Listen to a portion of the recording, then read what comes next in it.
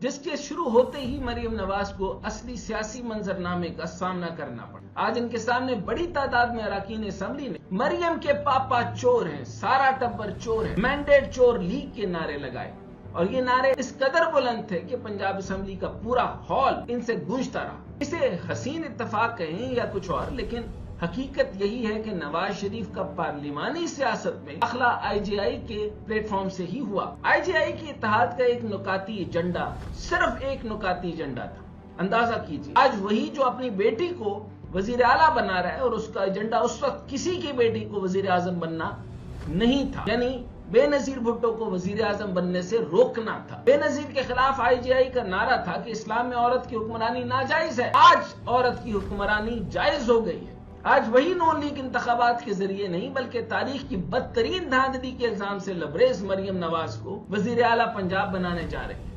یہ بھی حقیقت ہے کہ میاں نواز شریف کو نون لیگ نے لندن سے وزیر اعظم بنانے کے لیے بلایا، پورا پروٹوکول ملا، بڑے اشتہارات چھاپے گئے، پورے پاکستان اور بیرونی دنیا کو یہ بتایا گیا کہ نواز شریف چوتھی بار وزیر اعظم ہوں گے مگر وزیر اعظم شہباز شریف نامزد ہو۔ اور اب میاں صاحب خاموش ہیں، چپ، خاموش۔ استغفر اللہ، کاکڑ پہلے ہی ڈیفائن تھا، ظاہر سی بات ہے، پوری کی پوری نون لیگ کی بی ٹیم بن کر پوری کی پوری مشینری بیچ دی، پورا کا پورا آر پی اوز بیچ دیے، سارا کا سارا جو ہے وہ الیکشن دھاندلی زیادہ کرایا۔ اس جیسے آدمی کو کیا سزا دینی چاہیے؟ اس کے علاوہ آرٹیکل 6 کے علاوہ دینے کے بجائے اور عدالتی فیصلہ اس پر چلانے کے بجائے اس کو چیئرمین سینٹ منتخب کرنے کی تیاری ہو رہی ہو، تو پاکستان کی سیاست کا اللہ ہی حافظ ہے۔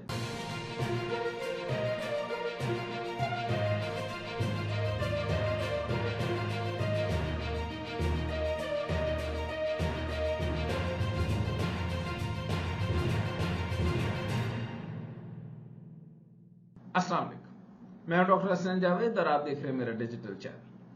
پنجاب اسمبلی کے اجلاس کے دوسرے دن ہی نامزد وزیر اعلیٰ مریم نواز کو شدید میوزک فیس کرنا پڑا۔ کہانی کچھ یوں ہے کہ آج پنجاب اسمبلی میں اسپیکر اور ڈپٹی اسپیکر کے چناؤ کے لیے ووٹنگ ہوئی۔ شام کو یہ اجلاس شروع ہونے سے کئی گھنٹے قبل ہی پنجاب پولیس نے اسمبلی عمارت کو گھیر لیا، جس کا واحد مقصد تحریک انصاف کی آزاد اراکین کو اسمبلی میں آنے سے روکنا تھا۔ اسمبلی کے اجلاس میں آج D G anti corruption Punjab Sohail Zafar Chattha بھی منہ چھپائے اندر موجود تھے۔ ان کی انٹری کس اجازت سے ہوئی، کس نے دی، کہاں سے آئے، یہ کوئی نہیں جانتا، لیکن ان کا مقصد کیا تھا یہ سب جانتے ہیں۔ سہیل ظفر چٹھا کا واحد مشن میاں اسلم اقبال کی گرفتاری تھی، جو آج بھی اسمبلی اجلاس میں نہیں آئے اور کسی محفوظ مقام پر اس دن کا انتظار کر رہے ہیں جس دن وزیر اعلیٰ پنجاب کا انتخاب ہوگا۔ وہ اس میں سنی اتحاد کونسل کے امیدوار کے طور پر مریم نواز کا مقابلہ کریں گے۔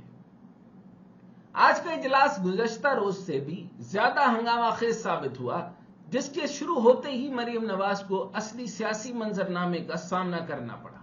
آج ان کے سامنے بڑی تعداد میں اراکین اسمبلی نے مریم کے پاپا چور ہیں، سارا ٹبر چور ہے، مینڈیٹ چور لیگ کے نعرے لگائے، اور یہ نعرے اس قدر بلند تھے کہ پنجاب اسمبلی کا پورا ہال ان سے گونجتا رہا۔ اسی شور شرابے میں اسپیکر اور ڈپٹی اسپیکر کا انتخاب ہوا، جس میں مسلم لیگ نون کے امیدوار ملک احمد خان 224 ووٹ لے کر کامیاب ہوئے۔ پی ٹی آئی کے حمایت یافتہ امیدوار احمد خان نے 96 ووٹ لیے۔ مسلم لیگ نون کے نامزد امیدواروں کے اسپیکر بننے سے مریم نواز کے وزیر اعلیٰ بننے کی راہ تو مزید آسان ہو گئی۔ اسے حسین اتفاق کہیں یا کچھ اور، لیکن حقیقت یہی ہے کہ نواز شریف کا پارلیمانی سیاست میں داخلہ آئی جے آئی کے پلیٹ فارم سے ہی ہوا۔ آئی جے آئی کے اتحاد کا ایک نکاتی ایجنڈا، صرف ایک نکاتی ایجنڈا تھا۔ اندازہ کیجیے، آج وہی جو اپنی بیٹی کو وزیر اعلیٰ بنا رہا ہے، اور اس کا ایجنڈا اس وقت کسی کی بیٹی کو وزیر اعظم بننا نہیں تھا، یعنی بے نظیر بھٹو کو وزیر اعظم بننے سے روکنا تھا۔ بے نظیر کے خلاف آئی جے آئی کا نعرہ تھا کہ اسلام میں عورت کی حکمرانی ناجائز ہے۔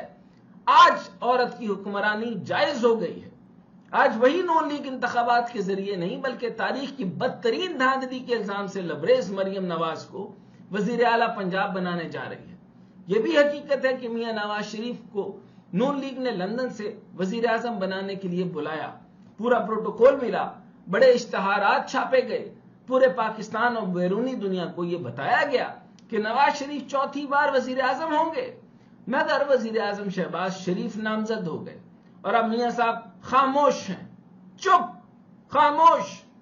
عوام نے مسلم لیگ نون کو ووٹ نہیں دیا، میاں نواز شریف صاحب دونوں سیٹوں سے ہار چکے تھے، پھر مسلم لیگ نون کو 75 سیٹوں سے نوازا گیا، لیکن بڑے میاں اتنی کم سیٹوں کے ساتھ وزیر اعظم بننے کے لیے تیار نہیں تھے یا ان کو بنایا ہی نہیں جانا تھا۔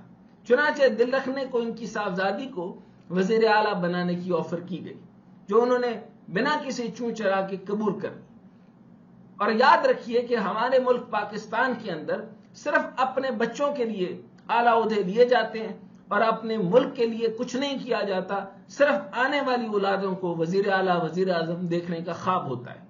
ایک خبر اور بھی ہے کہ 20 فروری رات 10 بجے مسلم لیگ نون اور پیپلز پارٹی کے مذاکرات بے نتیجہ ختم ہو گئے تھے۔ رات 11 بجے دونوں جماعتوں کا ایک نامعلوم جگہ پر بلاوا آیا، جہاں ان کو اصل نشستوں کے متعلق بتایا گیا، جس کے مطابق مسلم لیگ نون کی 17، پیپلز پارٹی کی 24 اور ایم کیو ایم کی ایک نشست بھی نہیں تھی۔ ساتھ یہ بھی کہا گیا کہ اگر آپ لوگ صلح صفائی سے معاملات طے نہیں کرتے تو پھر تحریک انصاف کو ان کی اصل نشستیں واپس کر دی جائیں گی، پھر عمران خان جانے اور آپ جانے۔ اس مبینہ دھمکی کے بعد مذاکرات فوراً کامیاب ہو گئے اور دونوں جماعتوں نے رات 12 بجے ایم کیو ایم کے ساتھ مل کر حکومت بنانے کا اعلان کر دیا۔ آج عام انتخابات 2024 کے نتیجے میں بننے والی سندھ اسمبلی کے 9 منتخب ارکان نے بھی حلف اٹھا لیا ہے۔ اسپیکر آغا سراج درانی نے ارکان اسمبلی سے حلف لیا۔ سندھ اسمبلی میں حلف لینے والوں میں نامزد وزیر اعلیٰ سندھ مراد علی شاہ، فریال تالپور، شرجین میمن، ناصر حسین شاہ اور دیگر بھی شامل تھے۔ آج سندھ اسمبلی کے 148 اراکین نے حلف لیا اور مجموعی طور پر 13 اراکین حلف برداری کی تقریب میں شریک نہیں ہوئے۔ پی ٹی آئی کے حمایت یافتہ آزاد امیدوار حلف لینے نہیں آئے، جبکہ جماعت اسلامی اور جی ڈی اے ارکان بھی حلف لینے اسمبلی نہ پہنچے۔ اس کے علاوہ جماعت اسلامی اور جی ڈی اے اراکین اور پی ٹی آئی کے حمایت یافتہ آزاد امیدوار بھی حلف لینے نہیں آئے۔ بعد ازاں اسپیکر آغا سراج درانی نے سندھ اسمبلی کا اجلاس کل بروز اتوار صبح 11 بجے تک ملتوی کر دیا۔ سندھ اسمبلی کے نئے اسپیکر اور ڈپٹی اسپیکر کا انتخاب کل 25 فروری کو کیا جائے گا۔ ایوان میں اکثریت رکھنے والی جماعت پاکستان پیپلز پارٹی کی جانب سے اویس شاہ کو اسپیکر سندھ اسمبلی اور نوید اینتھنی کو ڈپٹی اسپیکر نامزد کیا گیا ہے۔ وزیر اعلیٰ سندھ کا انتخاب اگلا مرحلہ ہوگا، جس کے لیے پیپلز پارٹی کی جانب سے مراد علی شاہ کو وزیر اعلیٰ نامزد کیا گیا ہے، اور یہی ہونا تھا۔ مراد علی شاہ نسل در نسل اور اس کے بعد پھر کوئی اور انہی کی نسل۔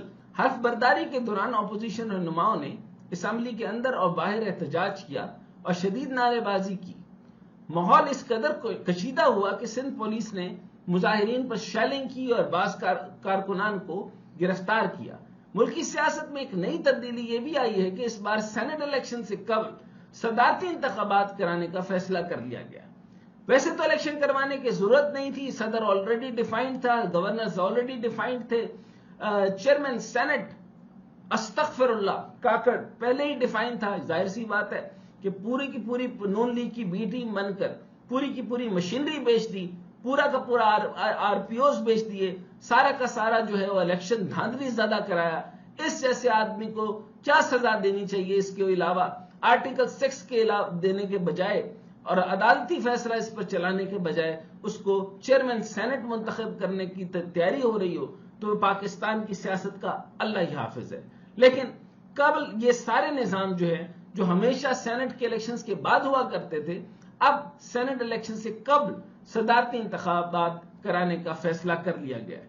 نئے صدر مملکت کا انتخاب اب 9 مارچ کو سینٹ الیکشن سے قبل ہوگا، جس میں آصف علی زرداری کے صدر بننے کے یقینی طور پر امکان نہیں کہنا چاہیے، صدر زرداری ہی ہیں۔ آج تحریک انصاف کی جانب سے اپنے ہی رہنما شیر افضل مروت کا شوکاز نوٹس جاری کر دیا ہے، جس میں ان سے 2 دن کے اندر بیرسٹر گوہر سے متعلق دیے گئے بیان کی وضاحت مانگی گئی ہے۔ 2 روز قبل شیر افضل مروت نے کہا تھا کہ بیرسٹر گوہر کو انٹرا پارٹی الیکشن کے لیے چیئرمین شپ سے اس لیے ہٹایا گیا کیونکہ ان کی کارکردگی تسلی بخش نہیں تھی. ان کی نااہلی اور خراب کارکردگی کی وجہ سے اب سینیٹر علی ظفر کو نئے چیئرمین کے طور پر نامزد کیا گیا ہے. کیونکہ پارٹی آفس چلانے کے لیے ہر وقت متحرک رہنا ہوتا ہے، لیکن ایسا نہ ہوا. تحریک انصاف کو آج ایک بڑی کامیابی بھی ملی ہے.